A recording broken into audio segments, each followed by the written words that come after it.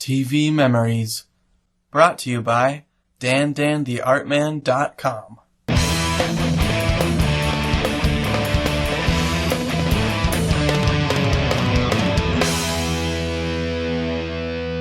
Episode 1 by Dan Absalonson.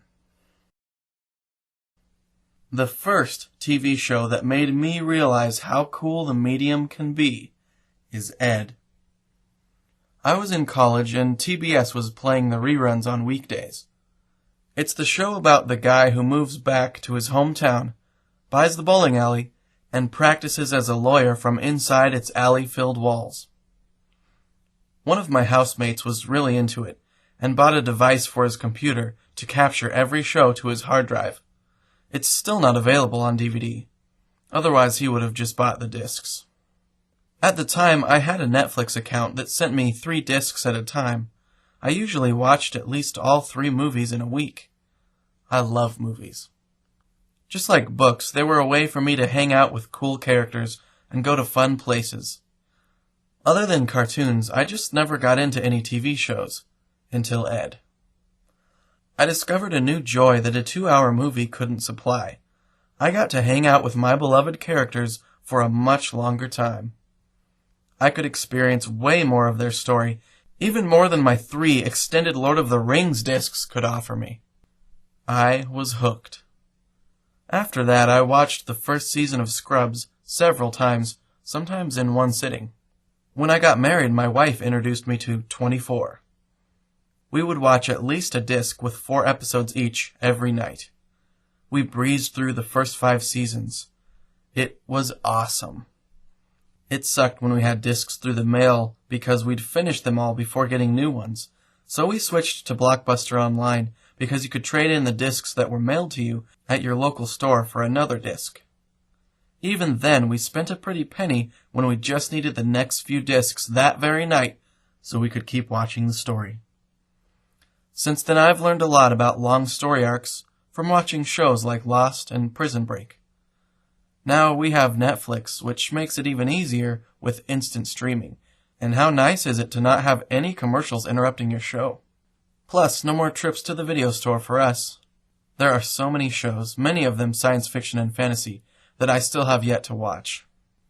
I've only seen 1 Star Trek episode. That's right, only 1. I love Star Wars, but Star Trek always looked boring when I caught glimpses of it. I'm pretty sure I will love Star Trek when I find the time to watch it, though. I liked the very first episode. It was dated, but still awesome. I started watching The X-Files last week and have been through the first 7 episodes now, and I love it. I'm at a time in my life where I don't have much free time, and what free time I do have I spend writing. Recently, though, I've been doing art for some fellow authors, and unlike writing, I can watch shows while drawing and painting.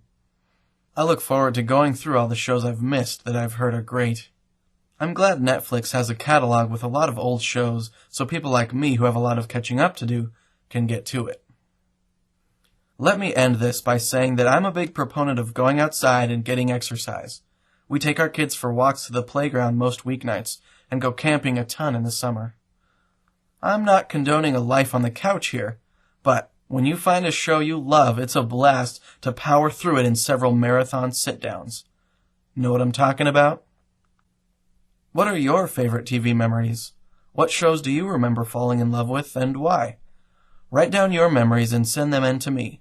My email address is danabso@hotmail.com. Write TV Memories in the subject line and paste your story into the body of the email. Include a brief bio and any links you want listed at the end of your post, like your website. If you're comfortable with it, I'd love to put your picture next to your bio too. Just attach it to the email or paste a link where one is. If you've written a guest post for me before, then I've got all that stuff. I look forward to your favorite TV memories, the title of my next guest blog post series. Thanks for listening, everyone. This is Dan signing off.